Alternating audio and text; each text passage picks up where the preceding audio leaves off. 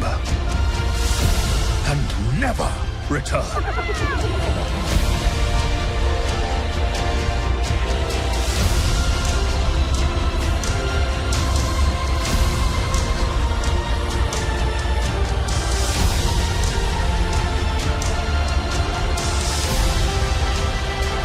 You must take your place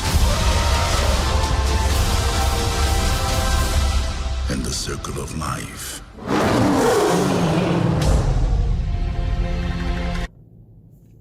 What's going on, everybody? I am here to do a review for The Lion King, which is the live action version of The Lion King, which of course the original one came out in 1994. When I first learned that they were doing a live action remake of The Lion King, I said there's going to be absolutely, or there should be no room for error when it comes to this movie, because in my opinion, The Lion King is definitely one of the best films of all time. It doesn't matter what the genre, or the fact that it's an animated film, or the fact that it's made by Disney. It's definitely up there with, you know, one of the great films ever made, one of the best stories ever told. I don't feel like I have to give a complete synopsis of the movie because it's a remake, so everybody should really know the story. So I'm just gonna do this review based off of the obvious.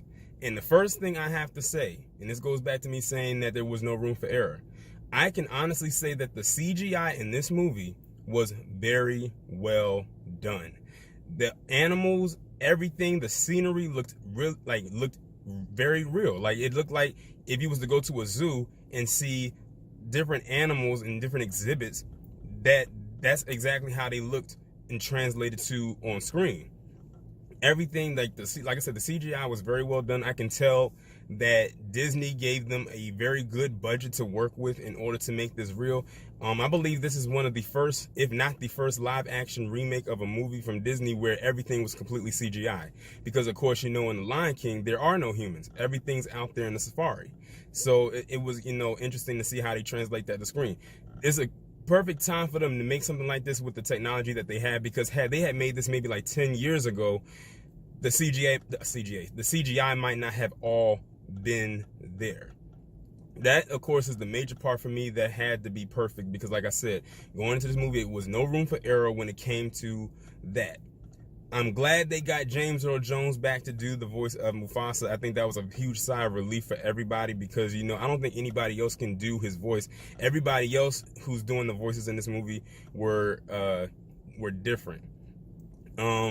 Now, let me just run down, you know, like the different actors who did the various voices. Of course, you know, Donald Glover did Simba. He did the grown, the adult Simba. I almost, if you kind of listen to how Donald Glover was in this, excuse me, if you kind of listen to how Donald Glover taught this movie, he kind of sounded like the original one a little bit. I'm not going to say that he tried to copy the exact tone of the voice, but he almost sounded exactly the same from the way that he talked and the way that he did sing in the movie. They almost paralleled each other. His voice acting was pretty decent. Let's see who else. You had Chiwetel Ejiofor, who did Scar. A lot of people was kind of worried because they was like, if they could get James Earl Jones back to do Mufasa, why couldn't they get Jeremy Irons back to do Scar? I don't know what that was all about. Maybe there was there wasn't enough room in his schedule. I don't know. Maybe he didn't want to do it. I don't know. Like, that's one thing. But I think Chiwetel did a very good job doing Scar. He had a very menacing tone. And as you know, Scar is probably one of the top 5 best Disney villains. Like, he has no redeemable qualities about him whatsoever. He was a very jealous character. Like, he really hated his brother for being king. That's all he wanted. He just wanted the throne. That's basically like, this was a sibling rivalry times 10. You know, you have the big brother, little brother, who's jealous of the older brother because the older brother got all the attention. The older brother was more fierce, more strong, and more fit to be king. And when you look at the movie, you can see that, because how Mufasa ran the kingdom was way different than how Scar, quote unquote, ran the kingdom. If you want to call him running the kingdom, it really ran it into the ground. You had Alfre Woodard, who played Sarabi. She did a pretty good job. She didn't really have that many lines or many scenes in the movie, but you know, it fits because even in the original, she wasn't a very prominent character, but you just knew that she was there. You had Seth Rogen.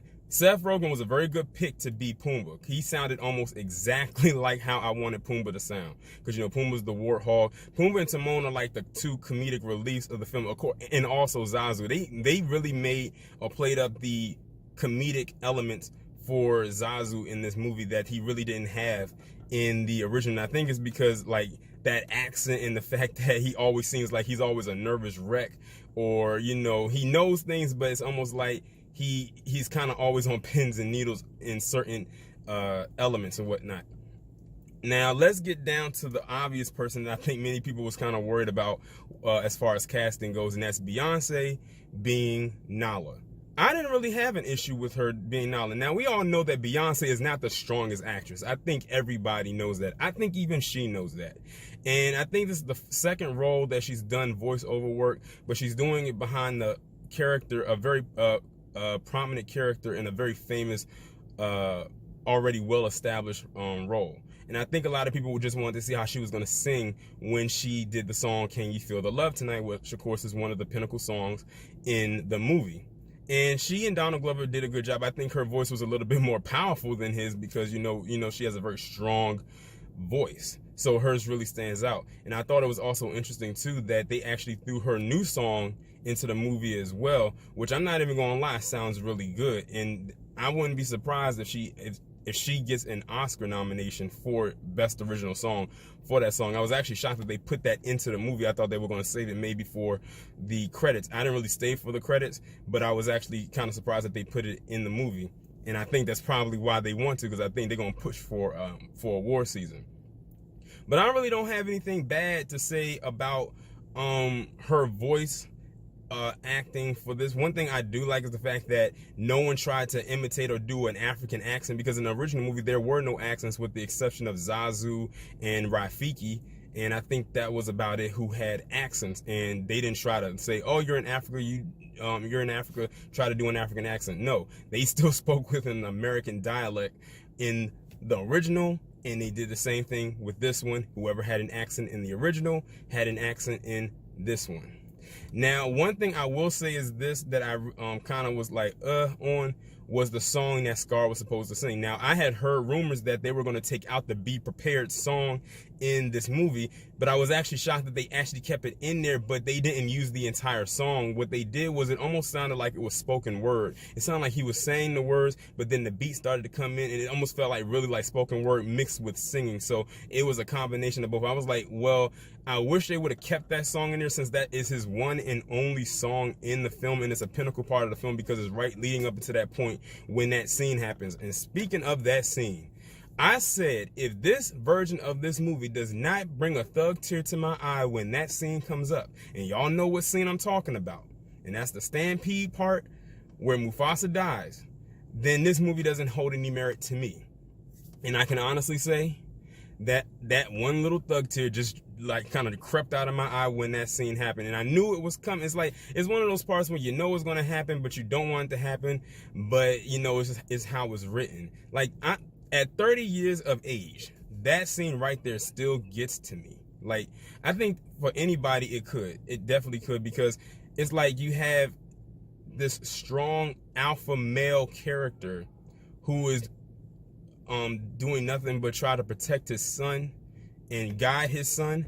And that's one thing I can honestly say after watching the live action version of this movie, after watching the original one for so many years but not catching it. The Lion King, when you really dissect it, it's a movie about a father protecting his son while guiding his son and grooming his son to take his place when his time is up. So basically, you have an alpha male who's grooming another alpha male, and Scar would definitely be that beta male. That's definitely what Scar would fall into being, because he's that very jealous character. He just wants to be king. He just wants the power. He just wants the throne. And I swear, in this movie, they make Scar come off like a complete simp for the Sarabi character. Like, it's like, I don't know if they purposely threw that in there or like what have you, because in the original one, he wasn't really pining after Sarabi like that, unless he was, but they didn't really completely go forward with it. He was basically saying he wanted her to be his queen. He said he basically wanted her. So now we know why Scar really was mad. It was not only because Mufasa was king, but it's because he got the lioness, because you see in the movie they're lioness and lions are not women and men. He got the lioness that he wanted. I hate when my light goes out like that. But anyway, he got the lioness that he wanted. So that's basically what it boils down to as to why he was upset and why he had to get rid of him. And it was like so crazy because he was like, if you don't be my queen, then I'm gonna let all the hyenas eat before you. And he said they don't really leave much behind. So pretty much all the other lions pretty much had scraps. So he really didn't care if they died off, but it was just a jealousy thing. But that's really what it boils down to. You have an alpha male lion, Mufasa, who's grooming an alpha male cub, Simba, to take his place. But the thing that gets in between that happening is that beta lion brother of his, uncle to Simba, Scar. So that's what it really, when I saw that and I saw the interaction, I just like the father-son togetherness. I like that in the movie. And I think that's the part I think that makes people now really, if you really dissect it down to that point where it makes you feel upset and mad, because Scar took that away from him. He took away the opportunity to see his son grow up and become king. So it's like, you know, when you really put it all together, I think that's really boils down to. I hope I'm not looking too deep into this, but that's what I gathered from it after watching this version of the film, because they filled in some things in there that wasn't in the original one, because, you know, you can actually do that when it comes to these remakes without going too far left off of what the movie is supposed to really be about. The songs were definitely good. They kept all the songs. They didn't, like I said, with the exception of the Be Prepared song, they kind of did their own little thing with it. But the other songs that's in there, they kept those in there, and that's pretty much it. They had a lot of hyenas in this movie. Because, you know, in the original one, you was used to seeing those three. They even tried to ask, why couldn't they get Whoopi Goldberg? Well, y'all know I don't really feel too much about Whoopi Goldberg. What they did is they got one of the women who was in the in Black Panther. She was one of the Dora Milaje, and she played the part that Whoopi Goldberg did the voice of in the original film. But all in all, I really enjoyed the film. The music was nice. The CGI, like I said, was the selling point. That was the do or die for this film. That was the only thing that could really keep the film together. And like I said, they looked real. Like, it looked like you could just go into the film and just reach out and touch them, or just like see them and say, wow, these are real animals here. Because a lot of people's like, live action, they didn't use real animals. But you know what, to the untamed eye, some of them probably would think, oh, these animals are very well trained to be doing all of this. Now, something that people were kind of worried about too was the moving of the mouths, because, you know, like in animation, you can move the mouths like that and, you know, it'll work. But when it comes to CGI, it's like, okay, maybe or maybe not. Up close, the mouths moved pretty decently, but when they were far away, it's like sometimes the mouths didn't seem like they moved with the words. But that's like a little minor infraction for me. But all in all, it was a pretty decent movie. If I had to give it a rating, I would definitely give it an 8.5, maybe even a 9. Like I said, like, this movie has no room for failure. It really doesn't. Because I think Disney really threw a lot of their budget into the making of this film, and they had to be because of all the CGI that had to be used. And by the way, the person who made this movie also did The Jungle Book. And The Jungle Book actually was very good too.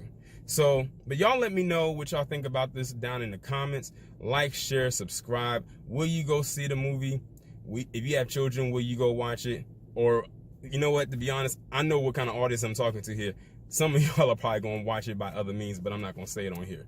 But y'all let me know what y'all think, and I will talk to you in the next one.